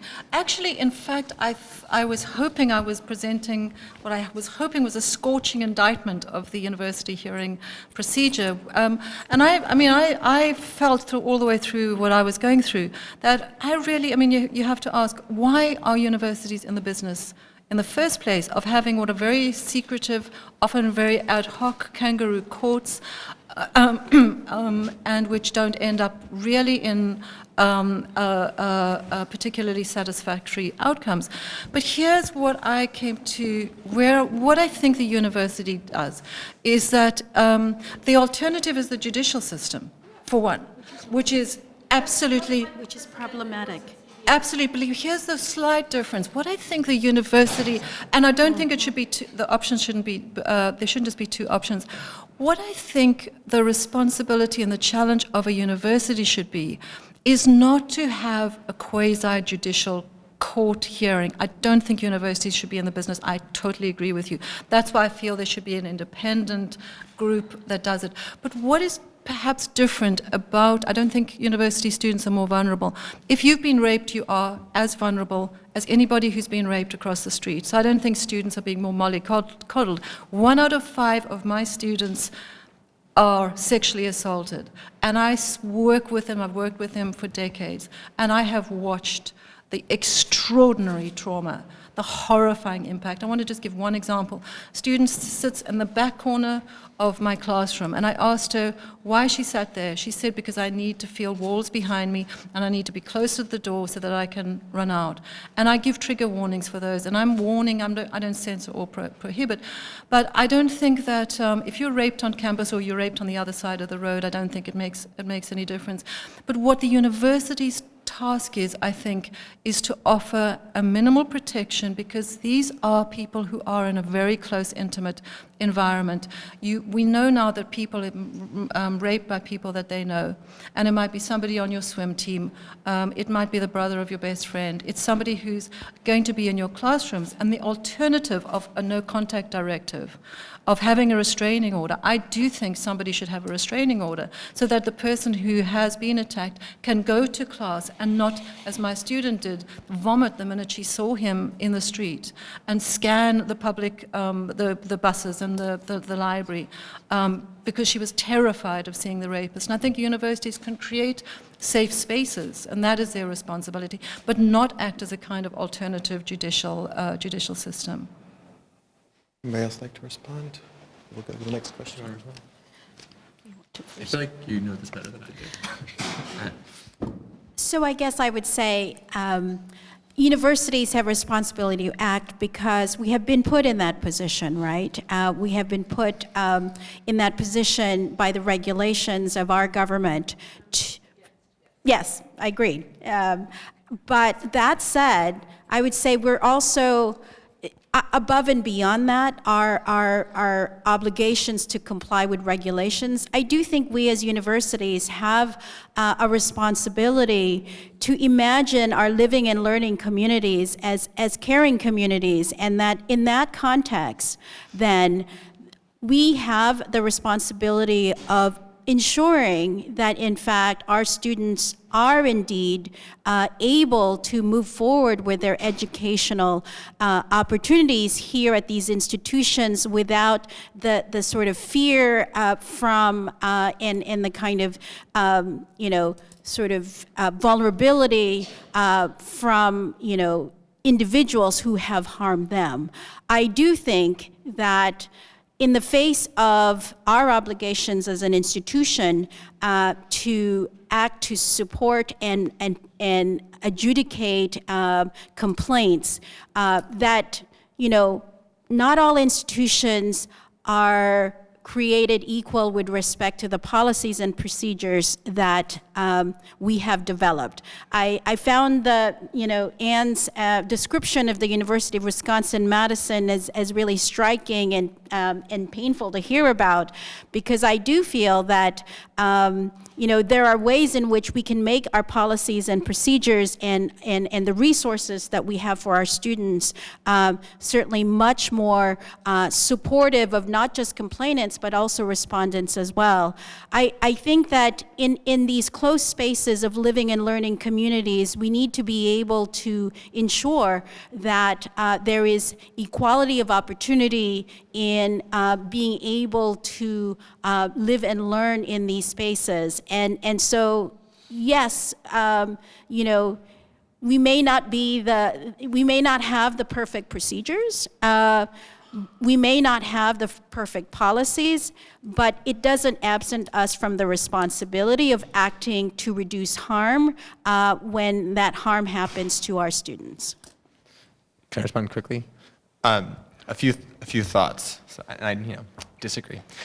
So the CVS employee has Title VII, right? Students here have Title IX, which is to say the CVS employee has a civil option or a criminal option. The state, right? If the conduct at CVS rises to the level of sexual assault, the employer, let's say the CVS manager, could be prosecuted both for sexual assault and for sexual, a civil suit of sexual harassment. So that's the same case here, but it's Title IX. Also, a lot of so the other way of saying that is a lot of sexual misconduct doesn't rise to the level of assault but it's still sexual misconduct. And so I. Can I ask you, so how does the cashier who has a complaint against her boss proceed? I mean, Just go to a lawyer? yes, or the EEOC, and then maybe the EEOC helps them figure out how to go about this. I mean, it's the same, right? It's not like They do have also, procedures. yeah, right. There's a whole set of procedures that are also complicated and riddled with problems and whatever, right? But I'm just saying, yes, it is siloized, so the person. Inside the CBS. So what? I mean, nobody's going to create a safe space inside CBS. Right. The way they're creating a safe space inside. Okay. Well, Okay. I wouldn't- Okay. So one issue is, I just want to say there are civil options outside of the university, right? And they are siloized. So one could argue that like that's a problem, that there's workplace harassment and Title IX violations, and what about just someone walking on the street or whatever? Why doesn't that person have a civil route? Okay. Also, so there's plenty of conduct at the university that may impede your access to equal opportunity that doesn't rise to the level of assault. There's also the fact that the standard here is preponderance evidence, not beyond a reasonable doubt. Also things like affirmative consent, right? So I said I think we should get rid of consent in our politics. I think as a sort of a legal metric, it's necessary but insufficient. I mean, I don't know what the Rhode Island standard is. Connecticut, it's force. So there is plenty of horrible sex that happens at Yale that I think should be a violation of misconduct that the person would never be prosecuted, convicted of rape for.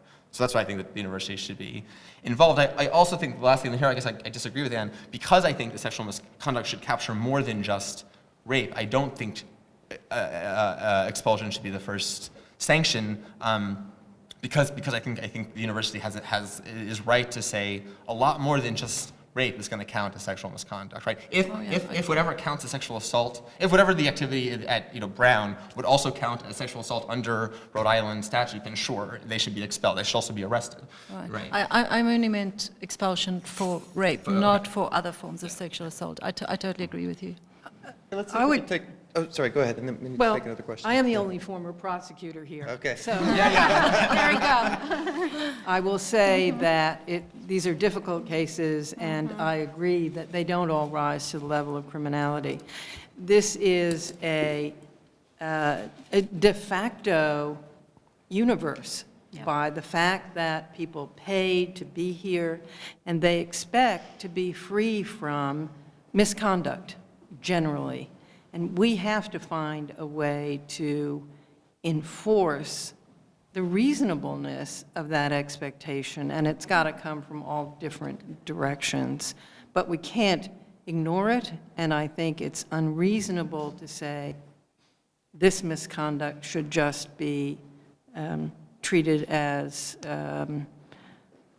some sort of passing. Since I'm the bad guy, and I continue to feel very passionately about how elitist this discourse is, about these poor suffering people inside these institutions. I still don't understand. But if you're rich and raped, you're still raped. Like, I don't understand why just because you're an elite woman, you can't, like, why is that so horrible? Like, there might be other problems, or the sexual misconduct policies violated. What you said about the seventh. Title IX, Title Title VII, yeah. So discrimination in the workplace, right? Schools. That's all it is. There's sexual discrimination or sexual harassment as Yes, sexual but discrimination. it does go against what is the equivalent of the university and not the person. The person instantiates the university. But that's what a Title VII action is.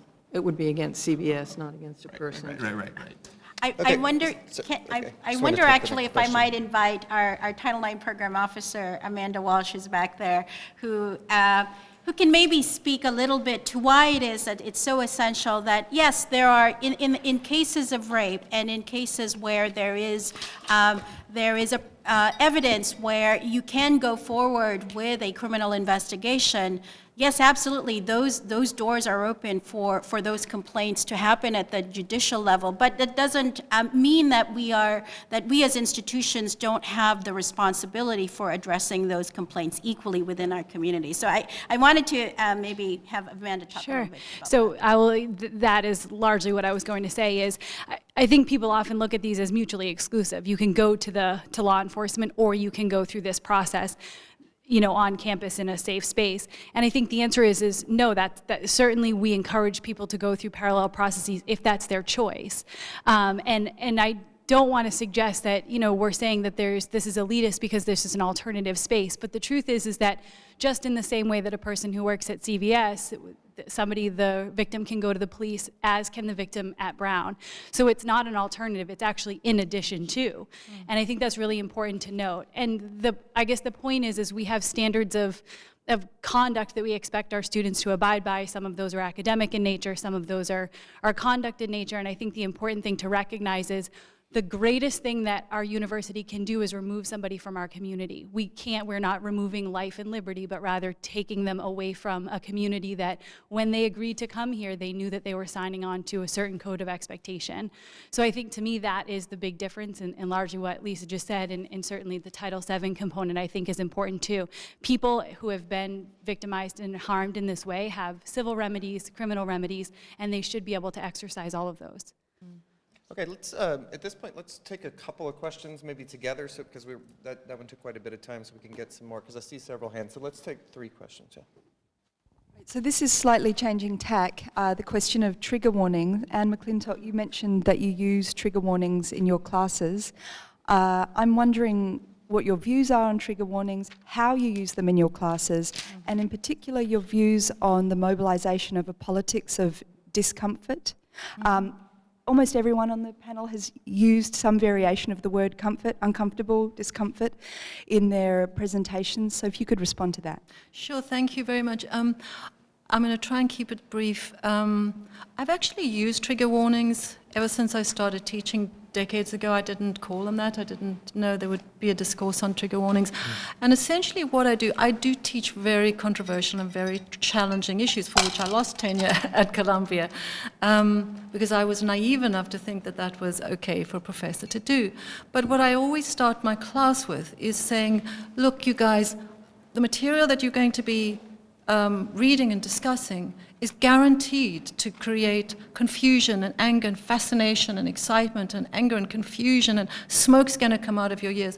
And if for some reason you don't feel you're up to taking this class, don't take the class. So I give a great big warning in the very beginning.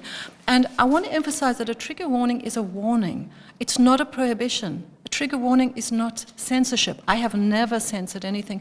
And I'm always curious because I have not heard any students ask me, or anywhere to ask to have work censored or books removed from the syllabus.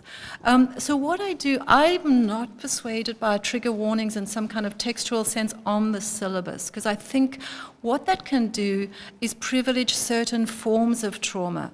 Or discomfort over others. In other words, what I do is I will remind students, say before we come to the pornography section, I'll say, remember guys what I told you about, when you start reading this material, you can be absolutely sure you're going to feel confused, you're going to get upset, you're going to get angry, you're going to think you're the only person. So I try and warn them about what's going to come. But what I say is, but the question is, why does this have this effect? Let's talk about it and open it up. What I do, I show a film called The Invisible Wall, which is it's extremely difficult to watch. And I say, if any students, so I warn them ahead of time, if anybody has been assaulted, or say somebody has had a friend shot by the police, or is in the military, and you don't feel you can handle this, it's okay for you to not come to class, and we will do something. And what I find is students come to class. And the last thing I want to say is that I ask them, what do you guys want? There's this debate going on nationally.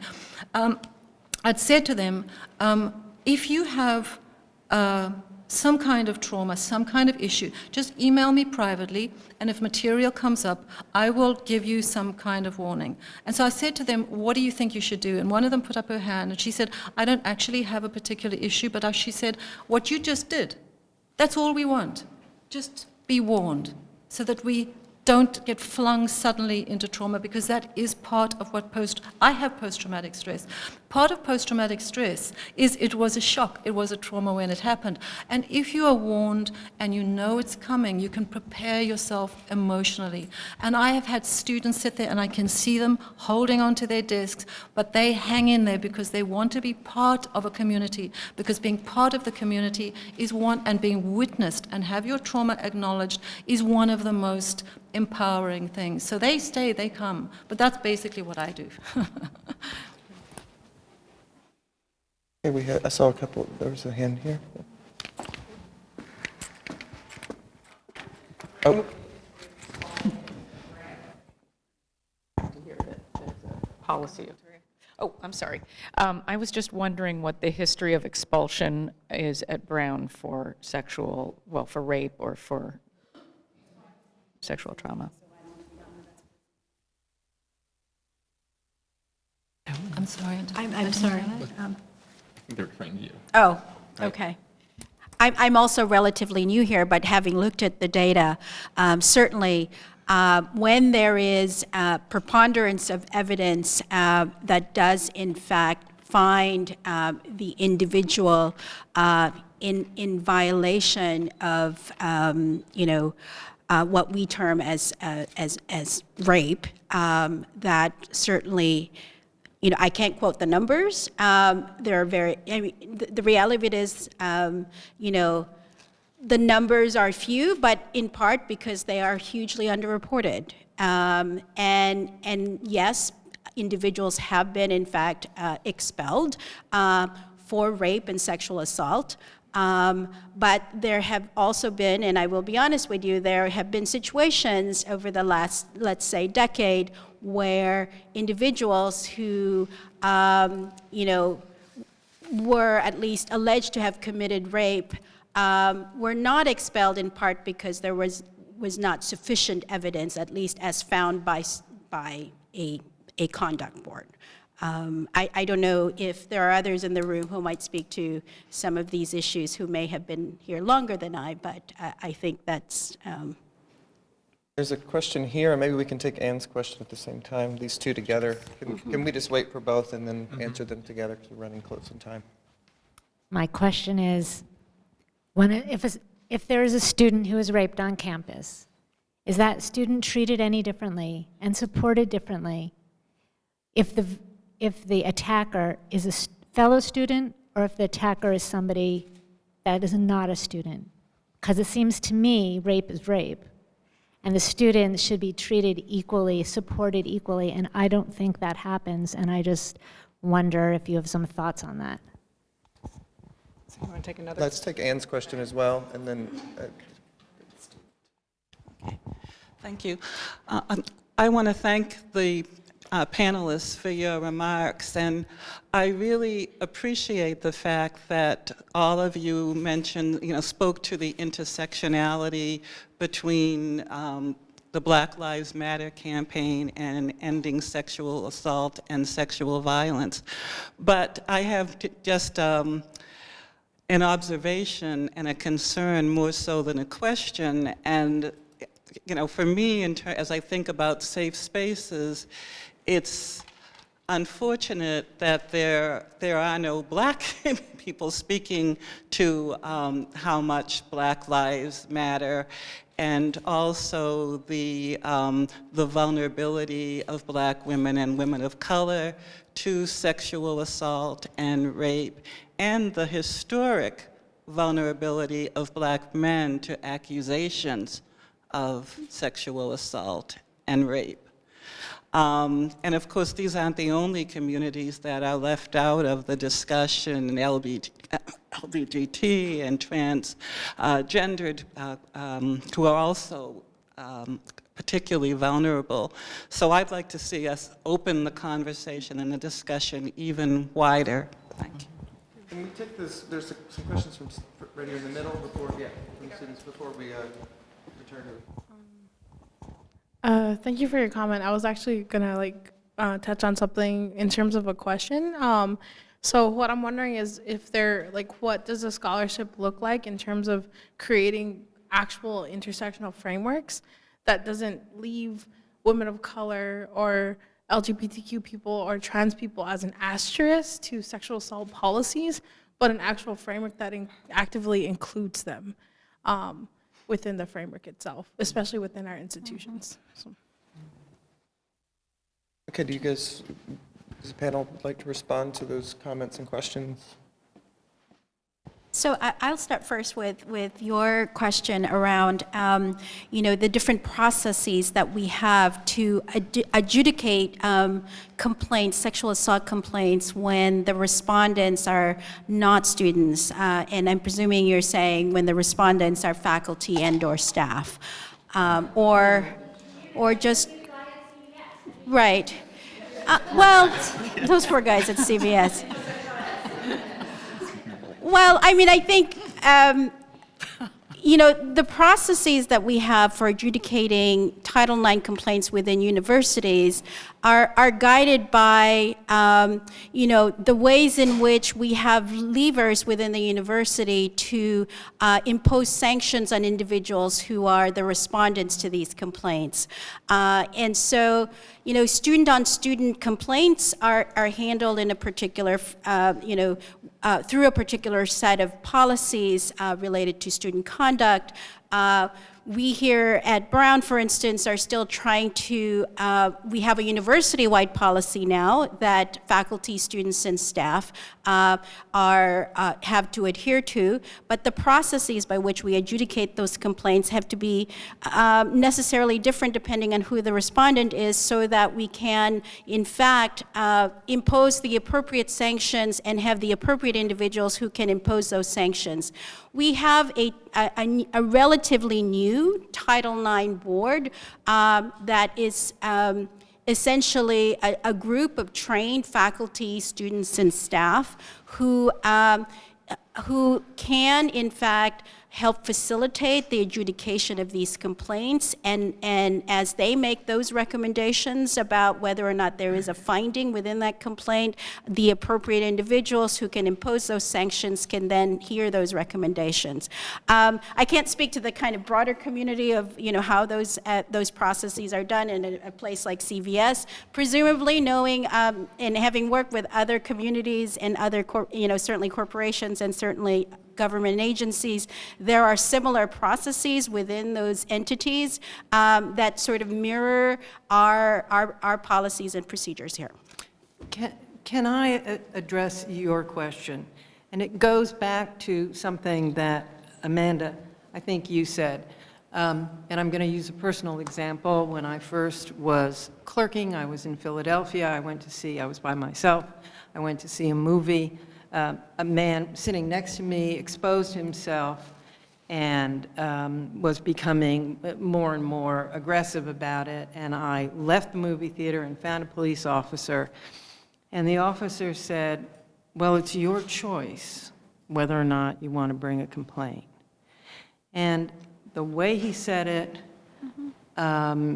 was, well, I just did bring a complaint. What do you mean? You are the it's person. My choice. But he clearly didn't have any interest in following up. And I think that I understand the instinct. I think it sort of goes back to the neutrality that you spoke of, Joe. But to just say, it's your choice. Whatever you want to do here is fine with us. But I think it would be okay for the university to take a more aggressive stand. Oh, you've made a complaint. We're now going to go forward unless there is some, unless you tell us no, unless you tell us stop, and be a little less neutral in the sexual policy that Brown has adopted. The alternatives don't put going to the police first. It's sort of last. It's all your choice. At Stanford, I looked at their policy. That's one of the first.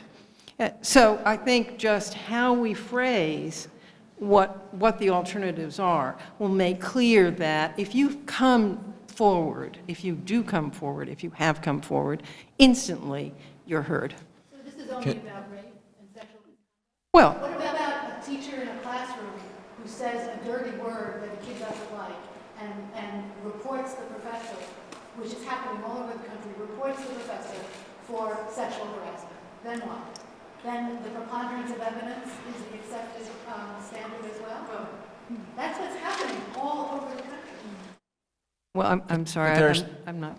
I mean, but there are also standards there too, like severe, pervasive, and objectionably offensive. Usually, Those have been one. diminished since 2010. Yes, and so that again, that's sort of the last point of my talk, which is like there are going to be these anecdotes, right? There are going to be the sort of the one comment that a teacher makes, and I'm nervous about that in my classroom. Especially because I show. the university just changed the rules on faculty governance. You're right. Yes. Right. Okay. Okay. Actually, okay. So I'll get there. Right. So there's going to be screw ups, but I sort of am still committed to the university being an atmosphere that promotes equality that maybe the state can and shouldn't. So I'll just tell since we're all telling all stories. When I was at Wesleyan, I was making out with my friend at Aaron Whalo, doesn't matter. I was making out with my friend at a frat, and I got punched in the face, right? Okay. So and then this public safety officer saw me, and so I had to file, it doesn't matter, but the point is, I adamantly did not want to go to the Middletown police because I got punched in the face by some guy. I also knew that he was 18, just got there, didn't really know what he was doing, whatever. Then I kind of got dragged into this misconduct thing, and I kept insisting that I did not want him expelled, not want him expelled, not want him expelled. Okay, at the end of the day, he got expelled, but not because he punched me in the face, because he was just like on a tornado he was a train wreck. But I actually do think Wesleyan, and more so than Connecticut, has a responsibility to make sure and to respond to getting punched in the face for making out with a dude at a frat party. As to your point, the White House letter or whatever that it was 2014. Dear colleague. Not 2011. Oh, maybe it was the Dear Colleague letter or the task force report. 2011. One of the others said, just by the way, gender identity discrimination and LGBT discrimination are going to count as nine violations, or could potentially count as 9 violations. And I mean, I think that's sort of a moment of, look, there's not just one unitary victim. This is not just about raped women, frankly. It is about trying to protect gender and sexual minorities. And it's not going to be perfect, right? The deployment's not going to be perfect. From bullying, from harassment, from misconduct, right? What? Why would the... I mean, there is a group of feminist, there is a group of feminist lawyers who are actually working to try to undo this notion. Right, but okay. So I didn't think they're wrong. So, but it's arguable that it's not the right use. It's certainly arguable. I'm not saying. I'm arguing the other side, right? So I think. I don't mean that to be glib. I'm saying, I think you're right. It's worth having the debate. But I do think that when trans students or queer kids are bullied and harassed, I don't think it's insane that the university should be held accountable. I would like to... Policy, for example, of contractual policy. So you come in, and just as if you were renting an apartment or something, you're living in this community, you sign a contract, you say, I am not going to do X, Y, and Z, I'm going to live like a civilized human being, and you don't, and you're punished. That would be entirely different. It would not carry this moralizing and, infantilizing notion of protection. I mean, it's the protection. But that, I'm going to live, for example, I'm going to live like X, Y, and Z. I mean, that does reintroduce civility, and there I really would worry that students of color would be the first ones to go. I think the government has always used its power of the purse to enforce, I can't say always, has certainly in the last 50 years used the power of the purse to enforce where it could equal treatment of people who are not being treated equally. And it is not, Title IX doesn't make illegal for the university if assaults happen. What it makes is a failure of the university to respond to these kinds of misconduct, this kind of misconduct, something which they will examine and maybe pull the purse string. So it's a way of enforcing the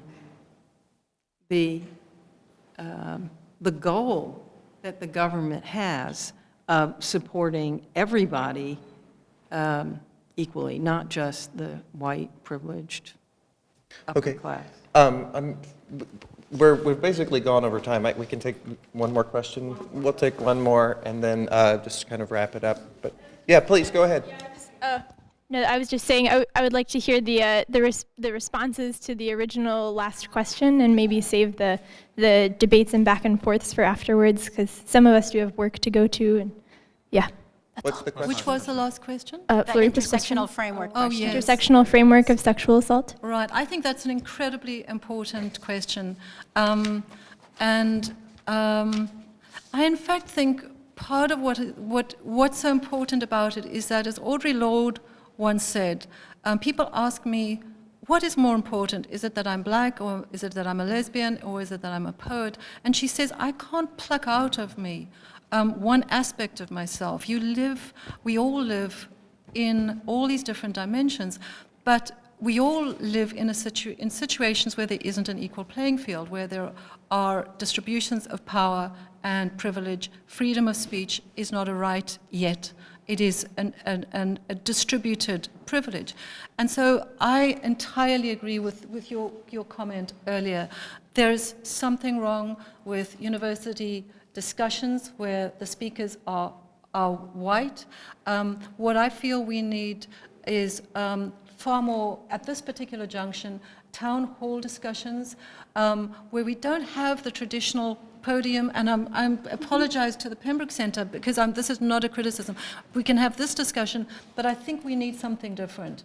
And what we opened up at UW after we had an evening where we discussed confronting rape, 400 students came, and we opened it up to the students. And we have now town hall discussions where the students are involved, students of color are involved, LGBT students are involved.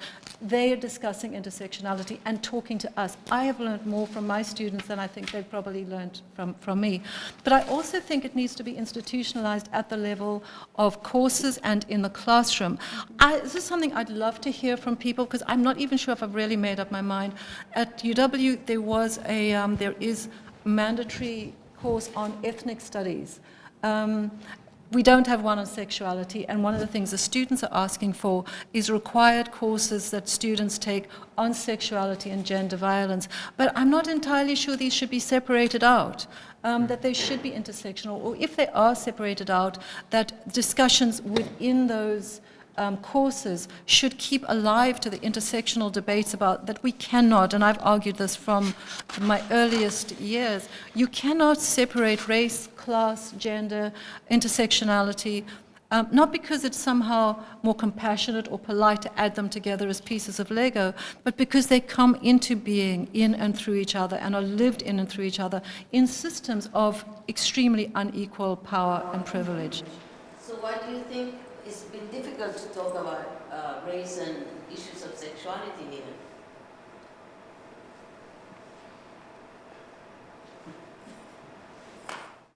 Here at the panel, or here at the university?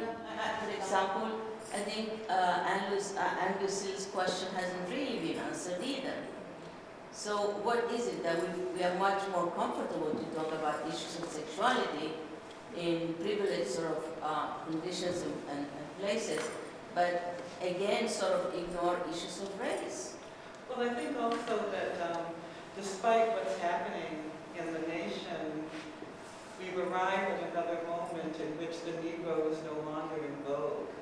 I mean, it's very funny for me to have come back to Brown, having been here in the late 80s and early 90s when everything was about race, class, and gender, to see how much race and class are falling out of the discussion. I mean, I don't know what's going on. I mean, I tried to be nice, Elizabeth, and phrase my comment in a non-threatening way, but I'm actually rather pissed. That we're well into the decade, the second decade of the 21st century, and we're having these discussions about who gets left out, and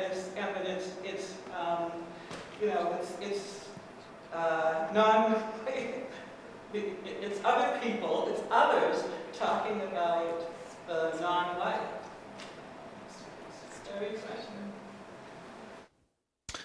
Okay. Yeah. Well, I will say, I won't speak for the panel. My invocation of critical race theory sort of wasn't this sort of empty PC gesture. It was like, I think this is right. I think there's like a way that thinking about sometimes, recourse to a third party, thinking about storytelling, thinking about the kind of appeal, excitement for, say, color blindness or free speech for everybody. Like, I think these are the things that do connect these movements. So I think that, should be said.